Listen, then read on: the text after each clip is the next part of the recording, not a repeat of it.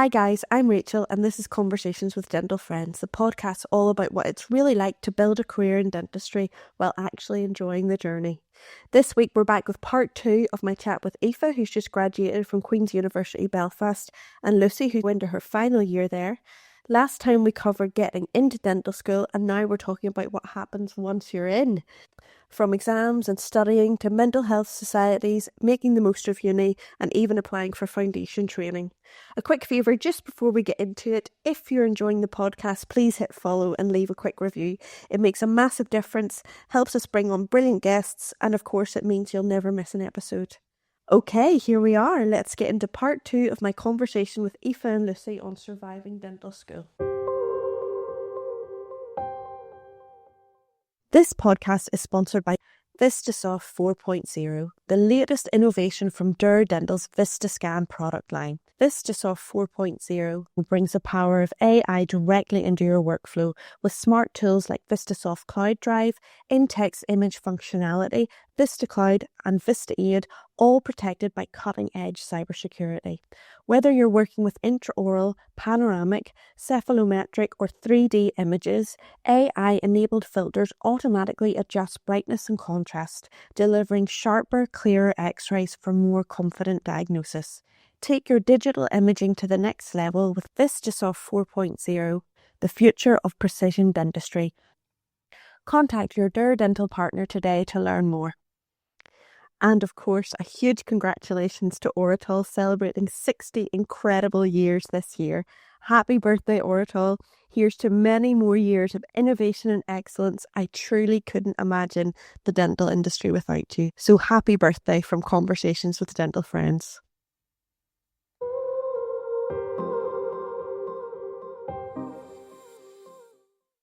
So, girls, the mental load with dentistry is intense. 2 full years more than most courses, and it's a very full-on timetable when you actually get there. There's not a lot of independent study, there's not a lot of downtime, full-on classes, exams, projects, dissertations, and then, you want to have a life around that, and you want to make friends and join societies. How do you approach planning for exams and deadlines? Is it something that you kind of have nailed from day one, or have you figured it out through trial and error?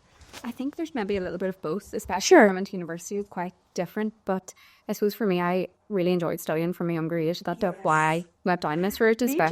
Yeah, my GCSEs, I had everything like colour coded and files all sorted and my flashcards all sorted, but I loved that. I loved a flashcard. I loved a highlighter, a pink highlighter in particular. Like stationery and summer, it's one of my favourite. Oh, it's one of the best days. We used to go, obviously because my mum's a teacher, the three of us would go to, remember there was Eason's towns.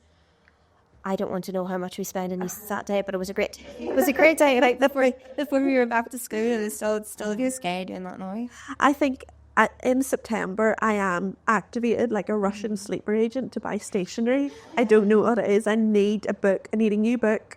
I need probably the first brown leaf just gently falls. But then when I came to university, I remember in first year, Anki was a big thing and loads of people were using it. And I need to buy Kata around Anki. I never got around. Yeah, it's a computer thing that makes you like flashcards, and then it does like spaced repetition, which is a good way to learn, but it wasn't for me. And I think it's so important not to judge yourself. God, I haven't even heard of this. Yeah, it's a bit like Quizlet, but I don't even know what that is either. It's like flashcards on your computer. Yes, it's a very big thing to take your iPad to the gym and stand on or you can have a treadmill. Oh, I do that as well. You can get a clicker. And you can change the through, so you can be walking and learning at the same time. Wow. At home, actually, in fairness, I do put my iPad on the treadmill and like walk, just because you can get bored. I think if you sit there all the time, there's much better student. Well, I don't know. So I think there's something to be said, but whenever you pair learning with something else, it helps you remember it more. And I think there's a learning type. Getting dressed for too long, and that's not good either. It's really important to get up and go for a walk and go out with your friends and meet up for lunch and coffee and for the nights out as well, because you really need to get balance. And you need the community side of it. Yeah, everyone has such different study styles, and it is important to not judge yourself and whatever works for you. Because that was me trying to use the computer system, but I love paper and pen, paper and pen, so I use Dictafront. I still write everything out in paper and pen. Like I have all my questions and everything. It would just feel really weird to, well, also because I record on my phone, but my like colleagues laugh at me. They're like, "Why are you writing it out?" I was like, "I need to write it out." I struggle quite a lot with trying to keep myself organised. I'll put my hands up and say this is my declaration. I do really find it hard sometimes, and that's just something I've had to work on in the past 4 years. And train yourself. Exactly. Yeah, just knowing you don't have to be prepared for everything right now. Yeah, You just need to be as prepared as you can be for the day.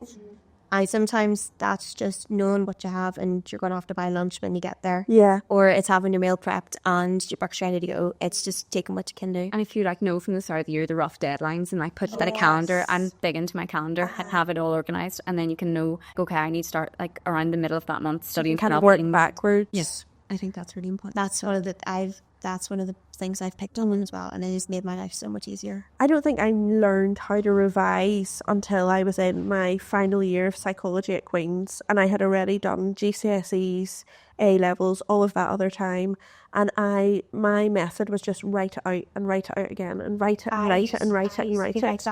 And it's, yes, exactly. You're just trying to hold it all in your brain. So finding your niche study style. I used to study with my friend. She had to study with music on. I need silence to study. Yeah. So that would not go into my head. I grew up with playing the violin and the piano, so I would be very musically oriented. Yes. I was in Saturday morning orchestra from P5 until I left school, and that to me, I still fall back to classical music and the different types of styles of it. And sometimes I could sit with the whole ballet on, and then have to turn off if it's like a very dramatic point, I have to skip to the next. Then you're too much. It's like, this is too no, I can't focus now. It's fine. Tchaikovsky, calm down. But I do enjoy listening to music, and I think that's what makes it fun for me. Yeah. As well, because I know if I'm going to the library for 2 or 3 hours, okay, well, I'm going to listen to this music and this music. Yeah. And that's what makes it exciting and happy for me. I'll bring my nice coffee that I make home. I'll have my water bottle, and I have my nice highlighters, and I use mind maps. So what I've love a mind map. Mind maps are the best, in my opinion. How I've learned the past year, I've just sat my part 1 finals this summer past before going into 5th year. Yes. And for every lecture I had, I did a mind map. I'm so excited. So I had the learning outcomes, because my logic was they can't ask you anything that's not a learning outcome. Yes. So if you can cover That's a very good tip. That is very if good. you have 5 or 6 learning outcomes, write the main gist and the points below it so you understand it more so than regurgitate it. Because for me, there's too much to regurgitate. I need to understand The scope is huge. It is. It's crazy. Going back to anatomy in first year. I know. And like asking that to come forward from the back seats, from the seats at the back of your brain is a lot, isn't it? I think the thing that I always liked about dentistry though is it's so practical. There's always a reason you need to know something. It all gets together. Cross infection is not the most glamorous thing to know about. Medical emergencies. If I looked at, I used to hate revising medical emergencies. I go over medical emergency scenarios in my head all the time now because practically I need to know that. At the minute they have like a simulated lab for medical emergencies. So you go in and a dolly, it's amazing, it's so cool. There's like a doll fully dressed up but it's passed out on a couch, and the clinical supervisors are watching you from a camera in another place, but they can talk through the dolls, and they can use their eyes, they can make the noises through them, and it's fantastic. It's such a good way to learn medical hygiene. You definitely learn from that. It's very scary. You can actually be, and It is a panic whenever you just is. need to start from the basics, like and strip it back and see like what's going on. So it is really good, and you learn from that. That's where that stays in your head. Exactly. Anything that you can do to keep yourself calm in that situation that is practical, methodical, checklist is great. I think that's really brilliant from Queen's to have that. I think it's really teaching you that dentistry is a part-time everything. Yes. Part-time paramedic when you need to be. You're a part-time teacher. Yes. You're actually a dentist most of the time. And then it's artist. You get so many different things. Business owner potentially. And then all that study will turn into an exam. And for you guys, it's a lot of exams in a row together, and some of them were practical. Do you have online, or are they all in person? Our first year, we were COVID still, so our first year exams were online. And then throughout some of the years, you have small exams online, just that are sort of to keep you going. The main exams are in person. I've sat all of my I think all my exams that have gone towards something have been in person. Yeah. There's a couple of things I've had to submit as part of Yes, like like projects and projects. different write-ups and clinical cases, I guess. Yeah. But the actual main exams are definitely in an exam hall, yeah. Sitting in an exam hall, pen and paper. Do you have any tips for exam season? My thing that I do before every exam is I get a bougie. Okay. I've done that since first year, and I did it even for my driving test. And Like a superstition thing? yeah, I have a lot of superstitions around the exam season. I have a certain porridge I have that morning as well. Yes. And it's worked quite well, so I'm going to stick with it now. If it's not broke, don't fix it. Exactly. I love naps, and I'd be the first person to say sleep goes out the window when you're revising. At least for myself. No, I think that is quite true. I know people think you should always get like a good night's sleep before exams, but which I do think you should get good sleep overall. But in exam season, I think whatever works for you, do it, because I wouldn't sleep as much as I usually sleep in exam season, and that works for me. So I think if you sleep well coming up to it, and if you have to stay up a wee bit later, I think that's what works for you. And do you guys study in like groups together, or do you study independently? Or do you do a bit of both? I think, again, that's so different. It's so different. I like to study by myself, like majority of the year, and then coming up to the exams, we go over things. I was really lucky to have two really good friends that we have group chats. And right before the morning of the exam, it's constantly pinging with wee reminders, asking each other questions and things like that. And if we didn't have that, there's so many wee small questions that you want to ask. And it just helps so much to know that everyone's thinking the same sort of questions, and then we're making sure that we all know the right things going in. We used to teach each other topics, which can be good as well, because it's sort of, as you're talking through it, you're revision and everything. And I think whenever I lived in a house there with all dental students there this year, and it was so beneficial because we would just practice with each other, and they knew what the right answer should be, but they could also like act as a character and quiz you. And then another thing I would do is also practice then again with my mum, my brother and my boyfriend, and they would create all these weird and wonderful characters for me and act as it. My mum created this character last time. She was a goat farmer that was 6 years old, smoked 100 cigarettes a day and had bleeding gums and a few loose teeth. And so that was perfect because I had to then go through everything with her, like all the medications and stuff, and just like the acting and then trying to explain it at a really simple level, just I think gets it into your head really well. Yes. And then being able to speak through it as well, especially when in the OSCEs they're timed so tightly. So tight. I think you need to practice, OSCEs is a horrible experience. Yeah, no matter how well prepared you can be. Aoife, it's a sweat running down my back. Going into the next year. It's very nerve-wracking. I find it a very nerve-wracking experience, because I find sometimes when somebody's directly looking at me, it closes up and I just get more nervous. Yeah, that's just please not staring at you. You just get on with it. It's one of those things. You were lucky enough to be living in a house full of girls. You were studying dentistry. I've lived at home for the past 4 years. I am going to fill out this year. Are you? I'm very excited, but also it's good to be to experience that, and I'm very much excited for it. But I'm very lucky in the fact that Queen's is 15 minutes away from my home, and the fact that I've been able to have mum and dad to support me through exams has been amazing. Your sister as well? Exactly, my sister. In terms of just having somebody to say I've came home so stressed about this, and or this exam's coming up. Just having somebody to sign board off is fantastic. It's really, really amazing tips, girls. I'm very excited. Also, you've kind of made me want to study, which is really weird. Yeah. Let's talk mental health, which thankfully is way more openly discussed now, much more than whenever I was at uni. But you're basically under academic pressure since your GCSEs. How do you check in with yourselves, and do you feel that Queen's University gives you good support if you or if someone in your year is struggling either in or out of the classroom? So I think there definitely are things available through Queen's. We're very lucky in the Centre for Dentistry that we have a wellbeing coordinator. He's always accessible if you need him via email or his office as well. So he's there, I think, maybe 3 days out of the week. And we're often given emails to say things, so if you want to talk, he's there. Yeah. I think in the student union as well. I follow it on Instagram. I think they post so much on Instagram, and there's always different things going on, sort of well-being, and even in terms of breakfasts and dinners, and even in the library as well. There's the SOS vans.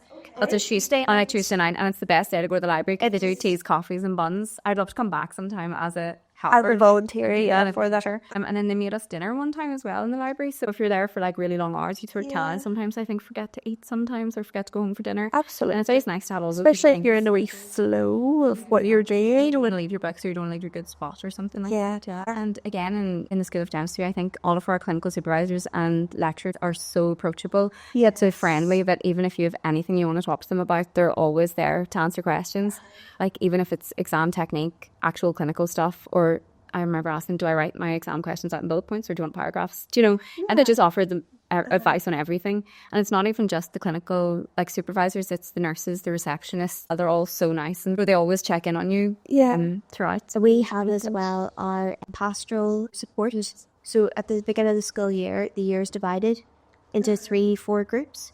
And we have a specific link lead we can go to. And I remember in the earlier years, we all had meetings. Right. And it's hastily just talking about what you do outside dentistry, how are you coping so far. Sort of just that introduction in terms of, hi, and this is my fate. You can come to talk to me if you want to. And so great. It is fantastic. And it's a bit like a form teacher, isn't it? It is. It's basically like a form teacher.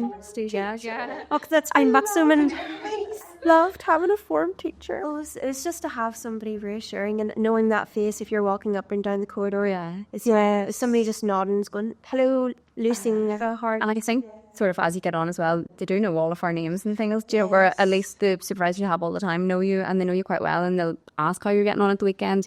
Oh, did you do this? Did you do that? Do you know, it's like a nice conversation about everything as well as how you're getting on dentistry wise. Because it's such an intense period of time and it's hard to check in with yourself because it feels a bit self-indulgent sometimes. Feels like you don't have time to worry about yourself because you've all of these other things that are happening when really that's the most important thing, because if you're not thinking about mental health in that way, and it's not for everyone as well. Dentistry is not for everyone, and some people don't realise it's not for them until they're in the thick of it. Yeah.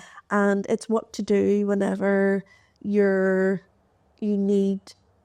sometimes you do just need to talk it out. Yeah. Sometimes it feels awkward to talk about it with a friend. Once you've kind of divulged that to your peers, it sort of sticks a bit. A problem shared is a problem halved. It is. And Rachel, I fully agree with you. Like the fact of having somebody maybe outside of dentistry to talk to. Yeah. But I do know from my own personal experience, sometimes that can scare the other person in terms of, what do you mean you're leaving the job? Or if you want to say that, years. if you want to say that to a parent, maybe, Exactly. you know, like that's a big thing. I mean, I'm sure my mum nearly passed out whenever I said to her. I think a lot of the time they thought I was joking. I was like, haha, I'm going to drop out of Queen's. Yeah. And they were like, haha. There should really be a parent support group. Yeah, there should be a parent support group. They just want to know that everything's going okay, which is a hard thing to say that it's not going okay. It's not always that smooth sailing the whole way through. And I think to put a bit of a spotlight on that, don't give up because you're having a bad day or a bad week, because you have put all of that effort in. But at the same time, if you need to say namaste and not enjoying this, or you need to take a little break, or some people need to fail exams and repeat years, and that must be massively stressful as well. And I think that always seems worse than it is. Yes. And then whenever you did honestly years, you'll think that was the best thing I ever did. To study that and wait the year. Some of our friends only doing 3-year courses are out and they're 21. That's a baby still has so much time. So if you need a year here and there, it's not the exactly the time's essence. It does feel like the world's ending. Yeah, but in reality, it's just the path that you thought is actually slightly more bendy than you thought it was going to be, and that's okay. That's life. It makes you more colourful and interesting. It does, and I love that. Another thing I think is really important in university as well is to make sure that you get all the good experiences too. For example, in first year I lived in halls. I don't know if you did, Lucy, but I think it was such a good time to make friends with people from all different courses and have all different perspectives as well. You weren't just focusing solely on the dentistry and the studying. You got to meet all different people. Because it can be quite insular. Yeah, and it can be very intense as well because it is such a small class. You do get to know your people in your class quite a lot. How many's in your class? There's 56 in our class now, but 60 is sort of the max, so it sort of ranges. Some are around 60s normally, some are around 60s.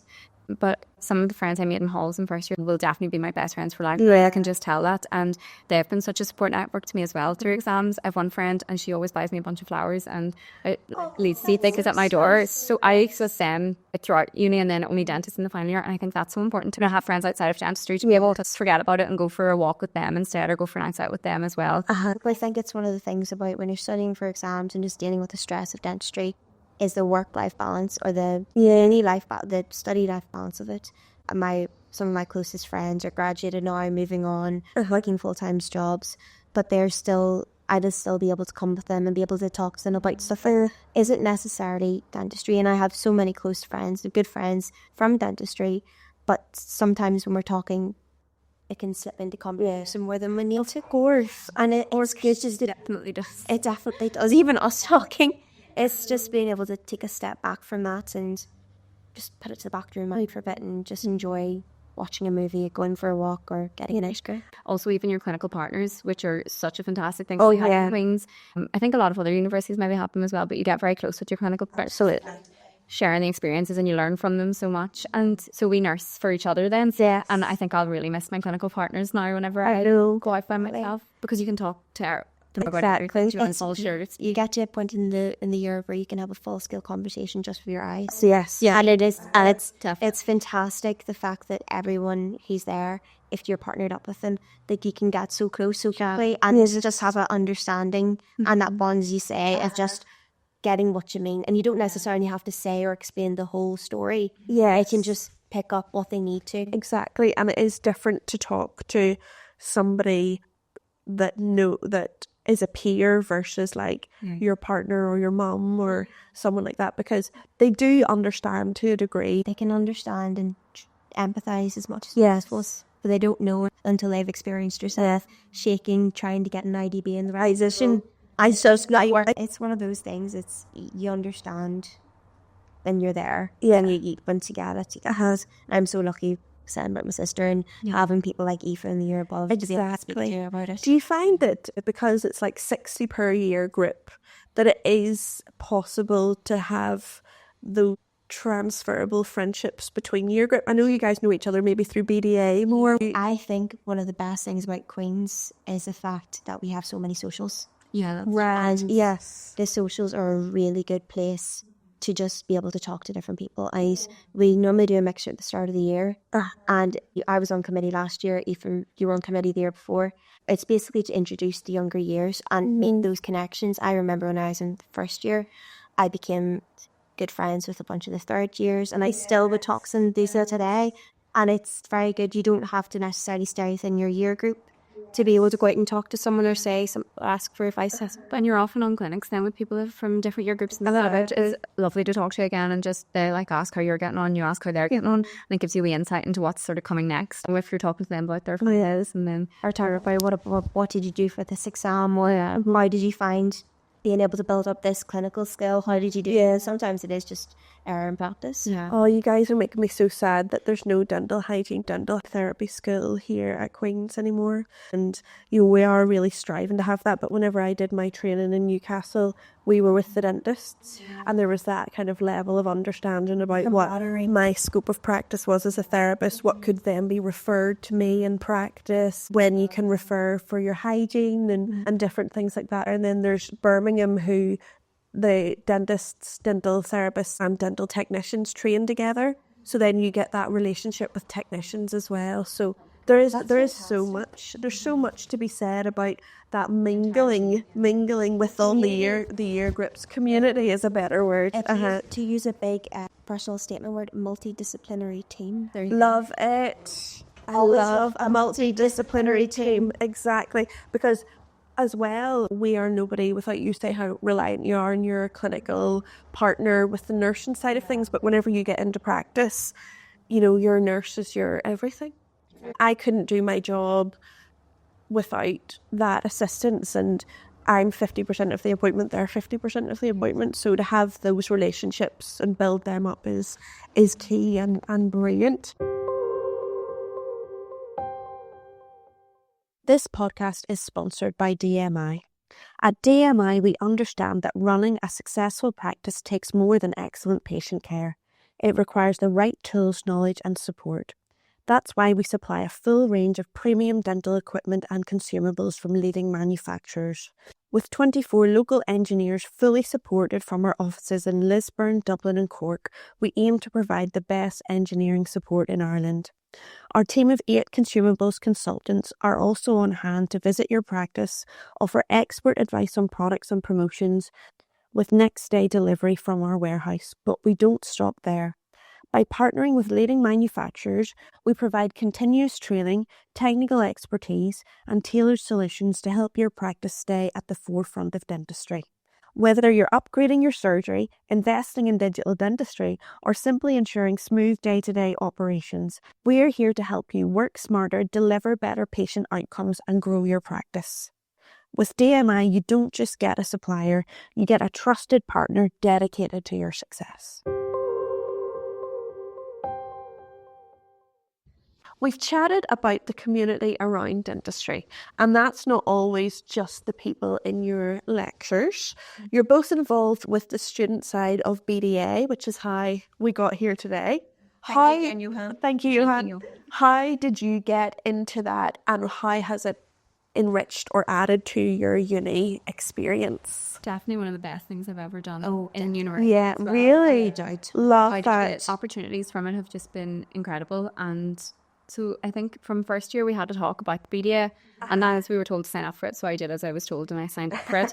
And then drawing it to here. Our first year I was living up in Belfast, and then when I came home, Mum would have a pile of the BDJ waiting for me. I hand me them every time, and I was like, okay, I need to start reading these.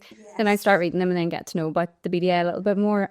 When the opportunity came up in fourth year, you got 2 options of the 2 roles that you wanted to apply for. Or the Belfast Dental Students Counts Association's Students Association, and It's kind of a bit confusing. There's a lot kind of of like it's the Dental Society. Yeah. A lot of the other different universities refer to it as the DentSoc. yes, Yes. the Dental Society of Dent. But we have as We were the BDA rights for that, and you could apply for 2 different roles, but I just put BDA for both of them. That's just what I wanted, so I was like, yeah, that'll do me. So were many people applying for these roles? I think there were in some of the years, and there are a few different roles throughout the Dental Society in Queens. There's president, vice president, treasurer, events. There's now a wellbeing coordinator as well, actually, and sustainability too. Yeah, and there's reps for different year groups as well. So it was just sort of picking something that suited you, and then you maybe talk to the ones in the year above. So Lucy was talking to me about it, whether it was... definitely. And I suppose you don't have to do it. No, you But it's brilliant to explore in another way what dentistry means, I guess. It's a great way to dip your toes into professional life while still being a student. Yeah. Exactly, Lucy. I love that. I do. That's exactly what it does, because so much of dentistry is networking.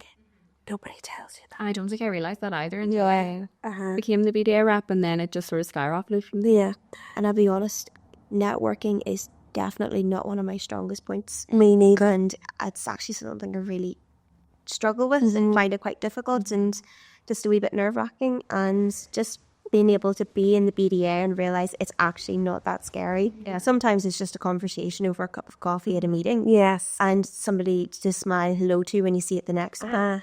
That in itself is Such an impact. Yeah. that in itself could be technically described as networking. It is. Oh, it is. So it definitely is. It's taking sort of the scary or the stingy bit out of the big word networking. Yes, and it means then whenever you are thinking about going to events after you've graduated, it doesn't feel like a big, scary elephant in the room kind of thing, because you're used to, I suppose you guys are used to like having socials with dentistry anyway, but like that can be very daunting for people when they graduate to put themselves out there. Yeah. And CPD events help with that, obviously, but Yeah, and going to the first thing by yourself as well is very nerve-wracking. I think the first BDA talk I went to by myself, I went to my first one by myself. yes, I was living in Belfast, but it was in Temple Patrick, and it was all of the really distinguished qualified dentists. I just walked in like a little scaredy cat, but it was so worth it, and it was such a fantastic talk, and I was so glad I did it. And after that, then I just went to as many things. yeah. I didn't mind. It's break the ice, Yeah, just and then not you'll what know did, someone. I'm the regional chair of BSCHT in Northern Ireland, and the chair gets invited to the BDA dinner. And the past 2 BDA dinners I've went to on my own, and I have been like psyching myself up in the car before I go, and then I go in there and I like find somebody that's standing on their own and I go and talk to them, and I'm just going to take myself over there and talk to that man. And the more stuff like that you do, though, the more people that you know and so on and so forth. The same boat at some stage as well, you know, so you just have to go out and do the things you want to do and go to the places you want to go. And you mentioned there, like, Dentsoc. Do you guys do, I know it's not called that, but it was called that for me at uni, but you guys have your own then society within dentistry in Queen's. What kind of things happen there that you can divulge? My friends in other courses are so jealous of the amount of things that we have. Well, there's an event going on pretty much. It's about every month to get in. There's always a good, like at the start of September, there's like a good calendar laid out of all the different things that are going on. Yeah. So there's the mixers at the start of the year. One of my favourites was the mystery tour as well. Class. And I think it's quite famous. And mystery tour is very famous. And then you've got the winter ball. And then there's also IDSA, which is the Irish Dental Students Association. Amazing. Great. The network. It's in Belfast. It's in Belfast this year. There you go. I made sure that I got to one in each of the places that hold it. So it's Belfast, Cork and Trinity and Dublin. So it's such a great experience. It's a full weekend as well. So it's really one of the highlights of dental school, I think, going to that. So many fancy dresses as well, and I love fancy dress. We did Colin the Caterpillar one year. That was great. I remember that year. That was really fun. My friends were also jealous about the fact. So I used to ask Lucy, "Are you free this weekend?" "No, I've got this going on." "Lucy, what about that?" "No, sorry." "Yes, are you actually out of dentistry? Like you're in there all the time anyways." But it's so much fun and it is great. I think that's fantastic. And then there's end of year dinners and stuff as well. I know Alan Clark, who's been on the podcast with Pace Dental, I know he's done like a little bit of a chat with like end of year students at Queen's, I think, and Lighthouse Dental Company definitely sponsored something to do with an end of year Queen's, and that's interesting how everybody sees the value and power of young dentists. And I think that's that's what it was. Grad Bill, yes. Fantastic. We had a really good trio of boys that helped to organise all of that in our year group, and it was fantastic. Yeah, brilliant, really well done. A lot of like sports people in our class. I was just going to ask about sport. Like, do you get like much opportunity for sport? I think it's so important to try as well. Like, I did yoga a lot throughout uni. Definitely helps, even with your posture and things like that. You can get pushed sore back, and that being very limited clinically in uni. But lips, girls, get yourselves lips. Yeah, we had a few talks about those. Need to get onto those. Expensive at the time, but worth it in the long run for sure. One of my clinical partners is a row Jerry, and she was very good at balancing her time between the two. It was challenging, but she really worked on it, and she's fantastic. She gets up at like 5 or 6 in the morning, rows, but then cycles to uni, and then so you really can do a bit of everything in uni at the same time. You don't have to give up the things you love. Exactly. Because you're studying. I think Lucy and I both had part-time jobs as well. Yeah. How did you find? Because whenever I went to uni to do hygiene therapy, I decided not to get a part-time job at that period of time, because I had worked the whole time whenever I went to Queen's initially, and then I was working in hospitality up until I went to uni, and I kind of felt like that was really my time to focus on the outcome. How did you find balancing your part-time? I like being busier, and then I think I'm actually better at balancing it once I'm doing a good few things, and then you properly enjoy your downtime. But I think you also have to realise when exam seasons are coming up, tell your work in advance and make sure the hours are cut down.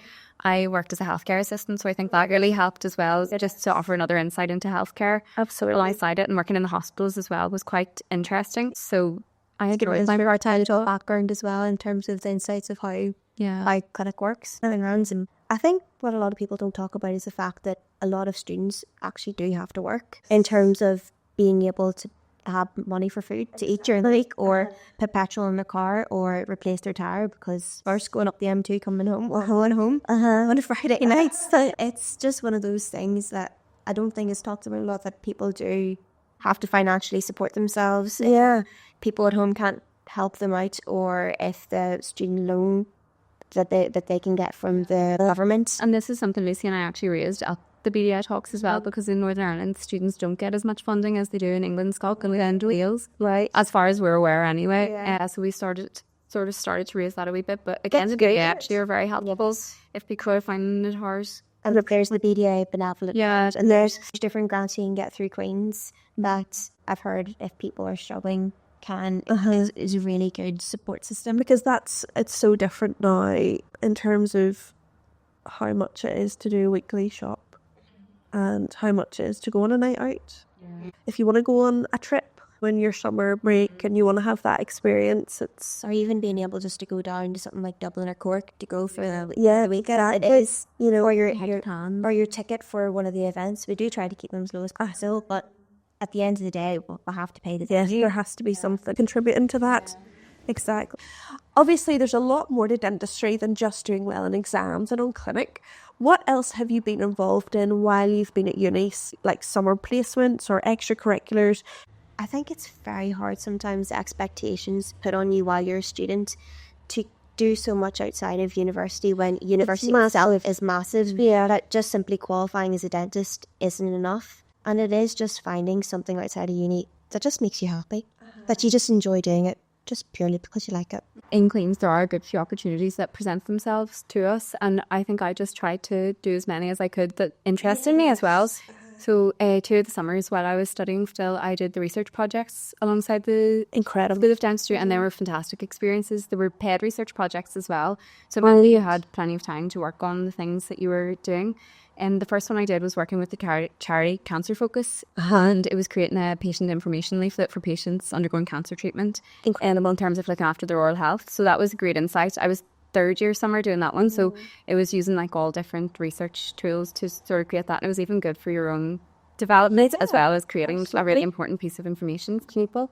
And then last summer, I had the opportunity to work on a systematic review. Yeah, it was a great experience. It was looking at the oral health of the dependent population and different things to be able to try and improve that. And again, being a healthcare assistant, I feel really like passionately about that side of things. So it was a very good experience. I really enjoyed working on that, and hopefully we'll continue to work on that. So there are things you can take into practice. Exactly. Unfortunately, there's so many patients going through cancer treatment that you see in day-to-day practice.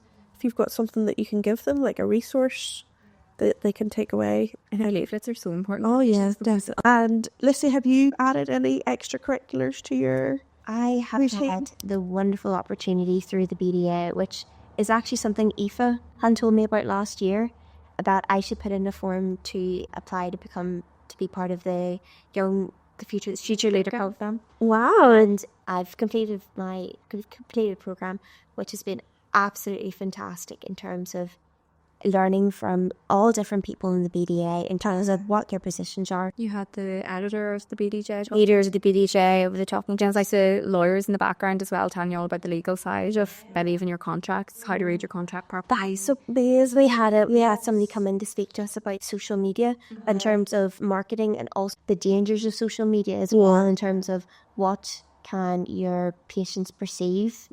And where do they can find you? And I think, especially in terms of us as younger students, that we've grown up basically on the internet from age 15, the importance of your internet footprint, and in terms of what do people see, and once it's up there, it's not standing down. Exactly. I think that's so interesting. I love that somebody is helping you guys with contracts. Yes. Like that's really great. That's really good. We learned so much about what the BDA do through the Future Leaders Programme, and then now we just know that we can then send our contracts off to the BDA and they can look over it for you. Didn't know that. Yeah. And I think a lot of people can be a member of the BDA as well. Hence, just dentists. Yes, it's absolutely fantastic, and it's just highlighting to us as students what support there actually is for you out there when you go out into the working world, because it can feel so isolating that you're one very, very small fish, a minnow in a very, very big ocean. Yeah. So it's just that networking community that you might not see on a day-to-day basis is there to support and help you. Brilliant. And that is all obviously been so enriching for both of you guys to be able to do that. And finally, normally I'd ask what's next, but in your guys' case, it's almost here. Aoife, you're about to start foundation training.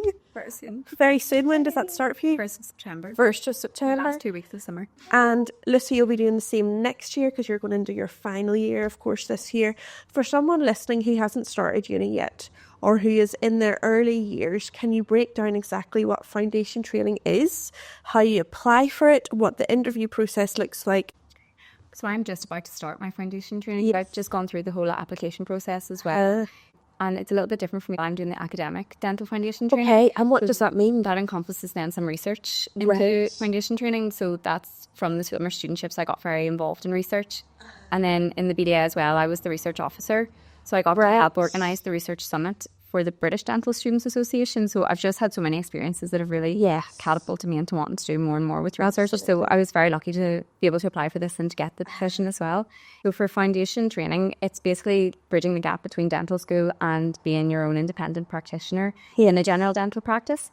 It's working in a NHS practice, and you've got an educational supervisor that's there for a bit of help and support. Then you've also got study days, and they're 1 day a week. So 4 days in clinical. Is that with NIMDA? It's with NIMDA. Yes. And then in Scotland, England and Wales, it's all their own bodies. There's people in our class that are going all over the place now for next year. But I believe in Scotland is you're within a cohort. Oh, sorry, like a boundary of area, and then they all meet together from their different practices. So it depends how rural or how city or sort of urban based you are in terms of how close the practices are that you all come together. So it'll be different. So applying for foundation training, I have to say Queen's were so good at keeping us so informed. Yes. And Dr. Dysart always had the deadlines laid out for us and told us exactly, you apply for this then, and if you ever need anything, come and contact me. And we would have been lost without her, to be honest, in the whole process. So you apply for foundation training. England, Wales and Northern Ireland are together, and then Scotland's a separate application process. Okay. So again, that's sort of broken down for you through Queen's when you're applying. You submit the application sort of summertime, start of 5th year. Then you sit the situational judgment test, which is similar-ish vibes to the UCAT. It's like a computer-based test. It's like a reasoning test. So you're given a scenario and then 5 possible answers that you could do. It's very complicated at the time. You do get sort of in the swing of it. And you rank the answers from best to worst. And it is quite challenging, but you just try your best. And then once you do that situational judgment test, you then don't get your results straight away. You have to wait for that for quite a while. And in the meantime, you rank the places you want to go. Is it still 1 to 74? I think so. I think something around that. It's really, really like a lot of places. But Northern Ireland's one option. And then everywhere else in sort of England and Wales are like numerous options. Okay. And then once you get the area you'll be in, then in Northern Ireland, I think there's 3 schemes in Northern Ireland. Scheme A, B and C. So it's like Belfast is its own scheme, then Mid-Ulster sort of. But then that could be anywhere from Armagh to Magherafelt in the same scheme. So it is a bit intense. And then the rest of Northern Ireland. So once you get which scheme you're in, so I was scheme B, for example, I then had 17 places to rank. Go through that. It's very complicated. It's really complicated, Yeah, it is really complicated, but it's not when you're going through it because you're guided as you go. There isn't an interview process then for everybody doing foundation training, but if you want to do something like one of the enhanced schemes, which is a more rural practice, for example, one of the boys in our class is doing that in Wales, I believe, and so he had an interview for his, or same with Scotland, if you want to go to the rural places in Scotland, you get interviews, and then for the academic, I also had an interview then, but nobody else really in Northern Ireland does an interview, so I did an interview for the academic foundation training, and then from that you get your offer, and then eventually at the very end you find out how you actually ranked in the SGSs. So it's a very long process. I didn't have to do any vocational training, which is a real miss in the dental hygiene, dental therapy world, because I was just straight into practice, 15-minute appointment, no nurse. Yeah. Scary.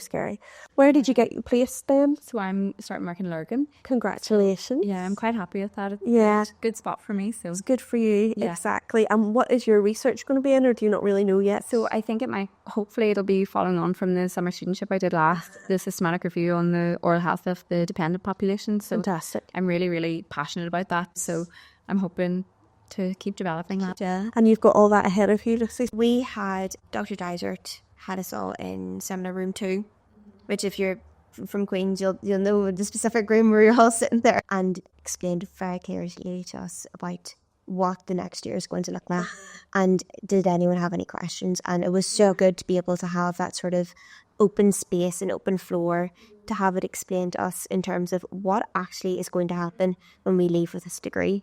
Yes. And in terms of Scotland as well, and with the interviews, the fact that Scotland runs at a completely different programme. So they do their own thing completely. Yeah, I think, now it might be wrong, they release which practices or which schemes and which practices are going to accept trainees. And then from that you can apply to the different practices. Yeah. And then you have to go over and actually interview with them in person, I believe. Yeah. And do you have any idea where you want to apply for? Do you want to stay here, or do you want to I'm not too sure. spread your wings? Not too sure, and I'm quite excited about the prospect. I'm not too sure. I'm not going to say anything now in case that's not what it is, or I jinx myself and it doesn't come true. But I'm very excited about what's going to happen. Exactly. It's going to happen. I need to sort of get through this year first, and I never like to look too far into the future. I think that's a good. And just mindset. enjoy what I've got right now. Yeah. Thank you so much for being part of this conversation today. I feel like it was cathartic for me. I feel like it's been nice for you guys to reflect on your time. It's been so lovely to be able to reflect on the 4 years before going into my final year. Exactly. It's really gotten me excited. It's made to remember you love it. Whenever we get to those exam times. In October, I might need to listen to this again. I'm not being a student now as well. I know you are exploring something amazing and new, Great opportunities coming. great opportunities, and I'm so excited, girls, to see where your career takes you. And keep in touch with me. I'd love to work with you guys in practice one day. You never know where our paths will cross again. So thank you so much. Thank you so much for having us. You're welcome.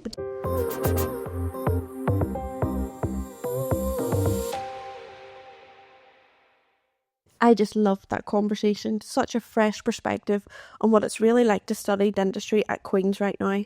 Aoife and Lucy made it so clear how supportive the experience can be, and their insight into foundation training was also just such a bonus.